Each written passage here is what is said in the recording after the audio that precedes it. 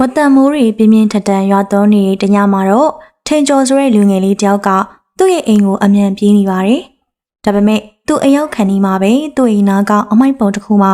ခွေးလေးတစ်ကောင်တုံတုံရီနဲ့သူ့ဆလေးကိုအကာအကွယ်လုပ်ရင်ချမ်းချမ်းတုံနဲ့မိုးခုနေရာကိုသူတွေ့လိုက်ရတယ်။ခွေးလေးကိုကြည့်ရတာကလည်းအရန်ကိုတနာစရာကောင်းပြီးတော့အေးဆက်နေတဲ့လေတူးကြောင့်တုံရင်နေပြီးဘသူကများသူ့ကိုလာကဲတင်မလဲဆိုပြီးတော့အာကိုတကြီးနဲ့မျောလင့်နေရှာပါတယ်။ဒီချိန်မှာထင်ကျော်ကလည်းမိုးရီတွေကအမြန်ပြေးနေရပြီးအဲ့ဒီခွေးလေးကိုအမှတ်တမဲ့တွေးလိုက်ပြီးတော့ခွေးလေးရဲ့အဖြစ်ကိုကြည့်ကအရန်ကိုတနာသွားပါတယ်။ဒါကြောင့်ပဲသူဟာခွေးလေးကိုသူ့အိမ်ကိုခေါ်သွားကသူနဲ့အတူနေဖို့တနည်းအားဖြင့်မွေးစားလိုက်ဖို့ဆုံးဖြတ်လိုက်တော့တယ်။ဒါကြောင့်ခွေးလေးကိုကြကြနနာမျက်လုံးနေကြည့်ကလက်ကမ်းပေးလိုက်ပြီးတော့ခေါ်လိုက်ပါတယ်။ခွေးလေးမင်းကိုကြည့်ရတာအရန်ကိုတနာစရာကောင်းတာပဲကွာ။ဒီမိုးရီထဲမှာမင်းအရန်ကိုချမ်းနေမှာပဲနော်။ငါမင်းကိုငါ့ရဲ့အိမ်ကိုခေါ်သွားမယ်။ပြီးတော့မင်းကိုနွေးထွေးထားမယ်။အစားလေးကျွေးမယ်။ငါလည်းတယောက်တည်းသမားကွာ။မိဘဆွေမျိုးသားချင်းလည်းရှိတော့တာမဟုတ်ဘူး။ဒါကြောင့်မင်းကိုလုံးဝအန္တရာယ်မဖြစ်စေရအောင်နော်။ငါကတိပေးတယ်ကွာနော်။မင်းငါ့ကိုယုံကြည်ပြီးတော့ငါနဲ့အတူလိုက်ခဲ့မလား။ဒီစကားကိုကြားတော့ခွေးလေးကလည်းယုံကြည်ကသူနဲ့လိုက်ချင်ကြောင်းကိုအမီးကိုနှံ့ပြကအတန်ပြုတ်ပြီးတော့အမူအရာပြုတ်လိုက်တယ်။ဒီခါမှာပဲထင်ကျော်လေးခွေးလေးကိုအသားအရာပွေ့ချလိုက်ကမိုးရီထဲမှာအမြန်ပြေးပြီးတော့သူ့ရဲ့အိမ်ကိုပြန်လာခဲ့ပါတော့တယ်။အိမ်ကိုရောက်တော့ခွေးလေးကိုချက်တစ်ခုထဲမှာထည့်ထားပြီးနှွေးချွေးဆိုရင်အဝတ်စားတွေကိုခင်းကနို့တပတ်ကန်တိုက်လိုက်ပါတယ်။ဆာလောင်ပြီးတော့ချမ်းတုံနေတဲ့ခွေးလေးကအဲ့ဒီနို့တွေကိုရှာနေရက်ပြီးတော့အငမ်းမရတောင်းနေပါတော့တယ်။ဒါကိုကြည့်ပြီးတော့ထင်ကျော်လေးသူ့စိတ်ထဲမှာအရန်ကိုပြင်းပြီးဖြစ်နေခဲ့ပါတယ်။ပြီးတော့ခွေးလေးကိုလည်းပို့ပြီးတော့တန်ရုံးစင်ဖြစ်ကမြစ်တာတက်ဝင်သွားခဲ့ပါတော့တယ်။ငါမင်းကိုတေချာဆောက်ရှောက်ပါမယ်။ငါဘလောက်ပဲစင်းရနေပါစေ။မင်းကငါအငတ်မထားဘူး။ဘိုင်ဝါအောင်ငါကြွေးမယ်။ပြီးတော့ငါဘရောမှလည်းမင်းကိုမဆွတ်ပြတ်ဘူး။မင်းတောင်ယုံနေမလား။လူငယ်ကသူ့ရဲ့ရှင်ထဲကလာတဲ့စကားကိုပြောလိုက်တဲ့အခါအဲ့ဒီစကားတွေကစစ်မှန်နဲ့မစစ်မှန်မှုဆိုတာသူ့မျက်နှာမှာတော့ပေါ်နေပါတယ်။ဒါကသူ့စကားတွေကိုနားမလည်တဲ့ခွေးလေးကတော့သူ့ရဲ့မျက်လုံးတွေကိုကြည့်ပြီးတော့နားလေတယ်လို့နဲ့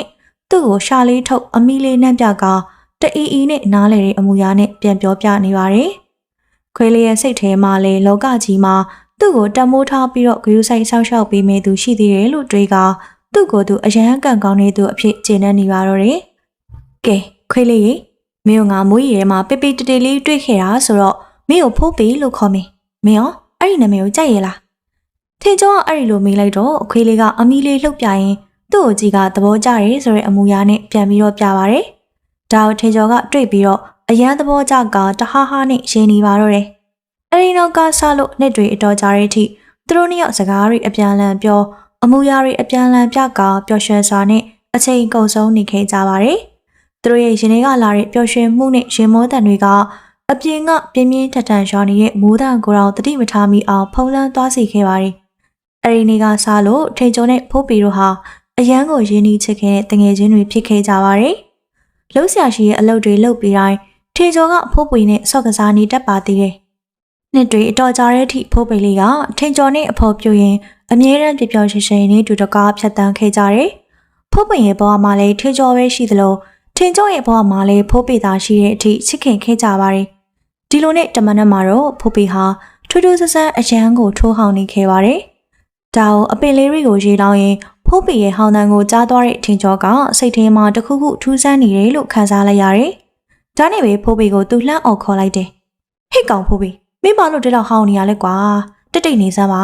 မင်းတန်နားညှိလိုက်တာ။ထင်ကျော်အော်လိုက်တာတော့မှဖိုးပေဟောင်းတန်းကလုံးဝတိတ်မသွားခဲ့ပါဘူး။ဖိုးပေအဆက်မပြတ်ဆက်အောင်နေတော့မှာပဲ။ဒါ့အပြင်သူ့ရဲ့ချိန်လေးကဆက်ပြီးလဲမနာရန်ဟောင်မဲ့အပြင်လုံးဝလည်းရက်သွားမဲ့ပုံမပေါ်ပါဘူး။ဒါနဲ့ထင်ကျော်လဲစိတ်မရှိတော့ဘဲနဲ့သူ့စကားနားမထောင်ရကောင်းလားဆိုပြီးတော့ဖိုးပေကိုမှန်ဖို့အတွက်အနောက်ကိုလှည့်ကြည့်လိုက်တယ်။ဒီအခါမှာထိတ်လန့်အံ့ဩစွာနဲ့သူမြင်တွေ့လိုက်ရတာကသူတို့ရဲ့အနောက်မှာအရန်အစိတ်ပြင်းတဲ့ငွေစည်းတစ်ကောင်က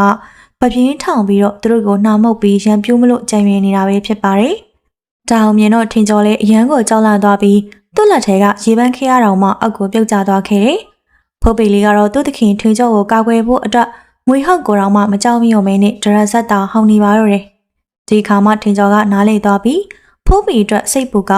ဖိုးပေကိုတတိထားဖို့ပြောလိုက်ပါတော့တယ်။ဖိုးပေသူ့နားမသွားနဲ့ဖေနာမှာပဲနေပါကွာ။အဲ့ကောင်ကြည့်ရတာအရန်အစိတ်ပြင်းမဲ့ပုံမဲကွာ။ထင်ကျော်ကသူ့ရဲ့ခွေးလေးကိုဘလောက်ပဲတတာ ဖိုးပီကတော့သူ့သခင်ထင်းကျော်ကိုကောက်ွယ်ဖို့အတွက်သူ့အသက်ကိုယ်တော်ဗရာဏမထားဘဲနဲ့သူ့အားရှိသလောက်ထိုးဟောင်နေပါတယ်ဒီခါမှာပဲထင်းကျော်ကအကြံတစ်ခုရသွားပြီးသူ့အနောက်ကဂဲတလုံးကိုအမြန်ကောက်ယူလိုက်ပြီးတော့မွေဟောက်ကိုဂဲနဲ့အာပြင်းပြင်းပြတ်ပေါက်လိုက်တယ်တိတ်တိတ်ဆက်ဆိုင်ဂဲကလည်းမွေဟောက်ရဲ့နှုတ်သီးတိတ်ကိုထိသွားတဲ့အတွက်နာကျင်သွားတဲ့ဒဏ်ကြောင့်မန်လျှော့ကသူ့အသက်အတွက်အကြောက်လန့်သွားပြီးဘေးလွရာကိုအမြန်ပြေးထွက်သွားလိုက်ပါတော့တယ်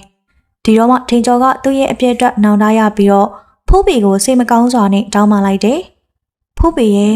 မင်းရဲ့ကျေးဇူးကြောင့်သာပေါ့မဟုတ်ရင်ငါတော့မွေကြိုက်ပြီးတော့တည်တော့မှာပဲငါအသက်ကမင်းရဲ့လက်ထဲမှာပဲရှိပါတော့တယ်ငါခုအသက်ရှင်နေတာမင်းရဲ့ကျေးဇူးကြောင့်ပါပဲကွာမင်းကငါကျေးဇူးလေးတင်နေငါထင်မှားပြီးတော့အော်မိတဲ့အတွက်လည်းငါမင်းကိုတောင်းပန်ပါတယ်ကွာနော်ထင်းကျော်ကဖိုးပီကိုတောင်းပန်ကသူ့ရဲ့ခေါင်းလေးကိုကြည်ကြဲနာနာနဲ့ပုတ်တက်ပေးလိုက်တယ်ဒါကိုဖိုးပီကလည်းနားလေခွင်လွတ်တဲ့အနေနဲ့ပျော်ရွှင်စွာပဲရှာလေးတုတ်ကထင်းကျော်ကိုပြန်ပြီးတော့သူ့ကိုယ်လုံးလေးနဲ့တဝိတ်ပုတ်တက်နေခဲ့ပါတော့တယ်တကယ်တော့လေဟုတ်ပါတယ်ဖိုးပီသာမအော်ခဲ့ရင်တော့ထင်းကျော်ကတေချာပေါက်အဲ့ဒီနေရာမှာရင်ပွဲချင်းပြီးမွေပေါက်လို့တည်ဆုံးသွားရမှာပါအဲ့ဒီနောက်ပိုင်းကစလို့သူတို့အတူတူနှစ်တွေအများကြီးပျော်ပျော်ရွှင်ရွှင်နဲ့နေလာခဲ့ကြပါတယ်ဒီလိုတဲ့တနေ့မှာထင်းကျော်ဟာသူ့ချစ်မြတ်နိုးတဲ့မိန်းကလေးနဲ့တွေ့ပြီးတော့တအိုးတအိမ်ထူထောင်ခဲ့ပါတယ်ထင်းကျော်အမျိုးသမီးရင်များကလည်းဖိုးပီကိုချင်နာပါတယ်ဒါကြောင့်သူတို့မိသားစုလေးဟာအရင်လိုပဲပျော်ပျော်ရွှင်ရွှင်နေလာခဲ့ကြပါတယ်မကြခင်ပဲထင်းကျော်မိန်းမကကိုဝင်ရှိလာခဲ့ပြီးလာစီတဲ့အခါမှာလည်းအမေရောကလေးပါကြကြမမာနဲ့မွေးဖွားနိုင်ခဲ့ပါတယ်ဒါကြောင့်ထင်းကျော်ရောအေးမြတို့ကအ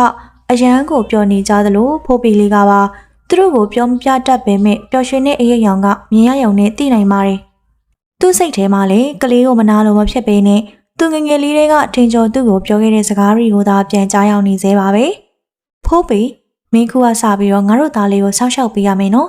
ငါမှတားရှိလာသလိုဒီကလေးကလည်းမင်းရဲ့ညီလေးပဲသူ့ကိုစောင့်ရှောက်ဖို့မင်းမှတာဝန်ရှိတယ်မင်းလုံနိုင်မယ်ဆိုတာလည်းငါယုံကြည်တယ်ကြည့်ပါဦးကွာမင်းငငယ်တော့ကလည်းငါမင်းကိုဒီလိုလေးပွေ့ချီလာခဲ့တာအဲ့တော့ကမင်းကလည်းအခုလိုပဲအရန်ကိုချက်စရာကောင်းတာကွထင်းကျော်ကအာပါတရပျော်ရွှင်စွာနဲ့ပြုံးပြနေတော့ဖိုးပီလည်းထင်းကျော်ရဲ့ပျော်ရွှင်တဲ့အပြုံးတွေကိုမြင်ရပြီးသူလည်းပီတိဖြစ်နေခဲ့ပါတယ်သူစိတ်ထဲမှာလည်းသူတို့မိသားစုလေးတဲ့မိသားစုဝင်တအူတိုးလာတဲ့အပေါ်မှာကျေနပ်နေခဲ့ပါတယ်ဒီမိသားစုလေးကလွယ်ပြီးလဲသူ့ဘာကိုမှမလို့ချင်တော့ပါဘူးဒီအတွက်သူလှုပ်ပြနေကြထုံစံအတိုင်းရှာလေးကိုထုတ်ကထင်းကျော်စကားတွေကိုနားလဲဟန်နဲ့သဘောတူလိုက်ပါတော့တယ်ဒီလိုနဲ့တမနက်မှာတော့ထင်းကျော်ခြံထဲမှာရေလောင်းနေတော့အိမ်ပေါ်ကနေထင်းကျော်ရဲ့သားလေးအော်တန်ကိုကြားလိုက်ရပြီးထင်းကျော်ရင်နဲ့မီးစားနဲ့ထိုးခံလိုက်ရတယ်လို့ဖြစ်သွားတယ်သူလည်းအရန်ထိတ်လန့်သွားပြီးတော့ကြိုက်ထားတဲ့ရေပန်းကရားကိုတော့ပြစ်ချကသူ့သားစီကိုပြေးပါတော့တယ်အိမ်ထဲရောက်တော့သူလုံးဝထမ်းမထားတဲ့မြင်ကွဲကြောင့်သူ့အရန်ကိုအံ့ဩတုန်လှုပ်သွားခဲ့သူကြည့်လိုက်တဲ့အခါအဲ့ရထဲမှာအနီးနဲ့ပတ်ပြီးတော့တိတ်ထားတဲ့ကလေးရဲ့အနီးတစ်ခုလုံးကသွေးတွေရဲတွတ်နေအောင်ကိုပေချန်နေပြီးတော့ကလေးကလည်းအဆမ်းမပြတ်အော်နေတာကိုတွေ့လိုက်ရတယ်။ဖိုးပီကိုလည်းဒီလောက်ဖြစ်ရတဲ့အထိမင်းဘာလုပ်နေလဲဆိုတဲ့အကြီးနဲ့လှမ်းကြည့်လိုက်ချိန်မှာတော့သူ့စိတ်တောင်သူထိမ့်မရအောင်အရန်ကိုဒေါသထွက်သွားပါတော့တယ်။ဘာလို့ဆိုဖိုးပီရဲ့ကရဲမရောပါဇက်နိုင်တဝိုက်မှာပါသွေးတွေပေချန်နေလို့ပါ။သူထင်သွားခဲ့တယ်။ဖိုးပီကတရိစံဆိုတော့စိတ်ရိုင်းဝင်ပြီးသူ့သားကိုတပ်ပြစ်လိုက်လေခြင်းလို့သူ့စိတ်ထဲမှာထင်သွားခဲ့တာပါ။ခွေးတရိစံငါမှတော့မင်းကိုငါသားနဲ့မချကျွေးမွေးပြုစုခဲ့ရတာချစ်ခဲ့မြတ်တာပေးခဲ့ရတာမင်းကဒီကျေးဇူးတွေကိုအခုလိုပဲပြန်ဆက်လိုက်တာပေါ့လေမင်းကိုမွေးခဲ့မိတာငါမှားတာပဲမင်းလိုကောင်ရှိနေလဲအလကားပဲတရိษံကအချိန်တန်တရိษံစိတ်ပဲရှိရဲ့မင်းကိုကြွေးခဲ့မိတဲ့ဒီလက်နဲ့ငါကိုယ်တိုင်ပဲမင်းကိုငါပြန်တက်ပြမယ်ထေကျော်ကသူ့ဒေါသကိုမထိန်နိုင်တော့ပဲတားစောနဲ့အနီးကတုတ်ကိုဆဲယူကဖိုးပီကိုသူ့အားနဲ့အားကုန်ရိုက်လိုက်ပါတော့တယ်ဖိုးပီခမသူ့ညီလေးလိုချစ်ရတဲ့ထေကျော်သားလေးကိုသူမကိုက်ရပါဘူးဆိုရင်အမှန်တရားကိုတော့ပြောမပြနိုင်ပဲထင်ကျော်ရိုင်းတဲ့သမျှကိုသာအန်ကျိတ်ခင်ရင်မြေရည်တွေစီးကျနေခဲ့ပါတော့တယ်။သိမကြပါဘူးထင်ကျော်ရဲ့ရိုက်ချက်တွေကြားမှာလူးလင်ရင်းနဲ့နောက်ဆုံးဆက်ကြိုးကျသွားခဲ့က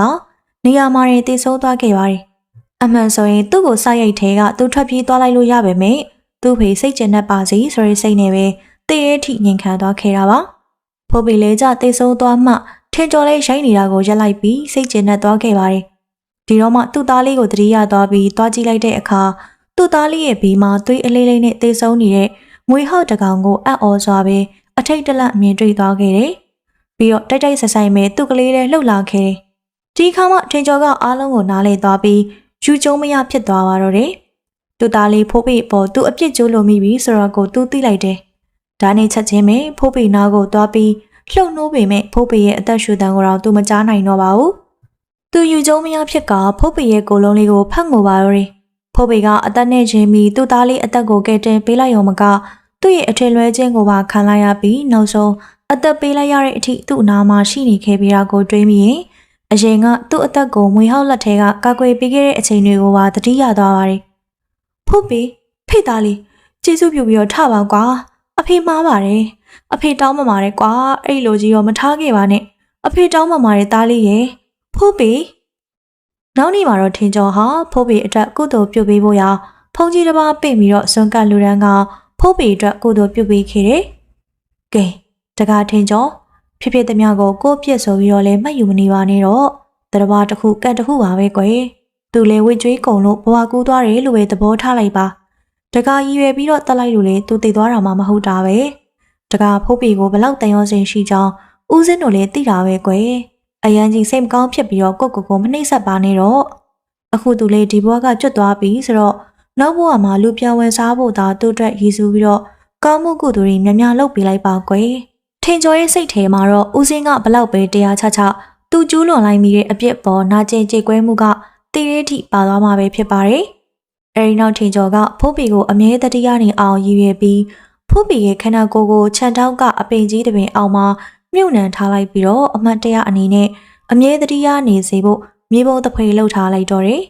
သူ့အနေနဲ့လည်းသူနဲ့သူ့သားလေးအပေါ်တည်ရည်ထိကာဝယ်ဆောက်ရှောက်ပြီးသွားတဲ့အတွက်လည်းကျေးဇူးတင်ဂုဏ်ယူနေမိပါတယ်